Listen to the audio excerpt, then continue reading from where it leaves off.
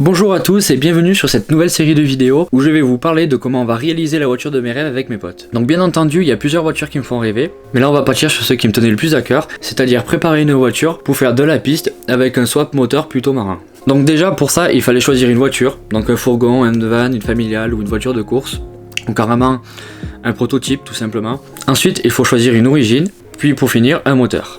Bien sûr, après il y aura un tas de pièces à choisir, mais je vais pas vous parler de tout ce choix.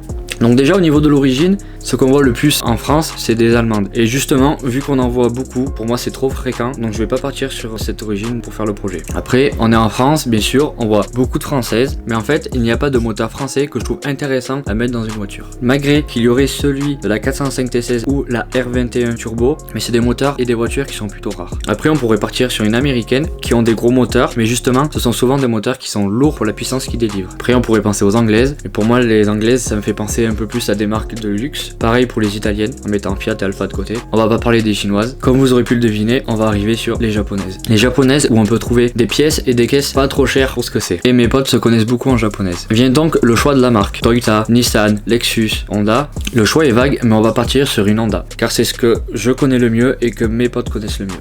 Après, il se pose la question de prendre du récent ou du vieux. Personnellement, je trouve que les caisses récentes sont de plus en plus difficiles à modifier, alors que les voitures des années 90 sont plus facilement modifiables. Mais on va quand même partir sur un modèle qui est plus vieux que les années 90. Ceux qui me connaissent, vous savez que j'ai déjà une Honda GT de 1985, et pour réaliser la voiture de mes rêves, je vais donc partir sur la même base, mais qui n'est pas en GT. La voiture que je vais donc utiliser pour réaliser mon rêve, c'est une Honda Civic de 1986. Après avoir choisi la voiture, il faut choisir le moteur, et bien sûr, du coup, en conséquence de la voiture. Donc déjà, pour moi, il est important de partir sur un moteur de la même marque, donc un Honda. Après, il y a plein de moteurs Honda, série D, série B, série F ou les EW, ceux qui sont montés dans cette génération de voitures. La question se pose aussi pour injection, avec VTEC, avec carbu, double carbu. Et sachant que j'ai déjà cette Honda en GT avec un moteur 1,5 litre injection, j'ai voulu partir sur un moteur plus gros, pouvoir bénéficier du VTEC. Et malgré que beaucoup de swap qui se fait dans ce genre de voiture, c'est le série D en 1,6 litre, carbu, injection, j'ai préféré partir avec un peu d'originalité et ne pas faire comme tous les swaps qui ont été réalisés en France et partir sur un série B. Car aujourd'hui, il n'y a personne qui a réalisé un swap de série B dans cette voiture. Et bien sûr, comme série B, on aurait pu mettre un B16, on va partir sur un B18 et en plus de ça, un B18 C6. Je vous remercie d'avoir visionné cette première vidéo de cette longue série qui va être de réaliser la voiture de mes rêves avec mes amis.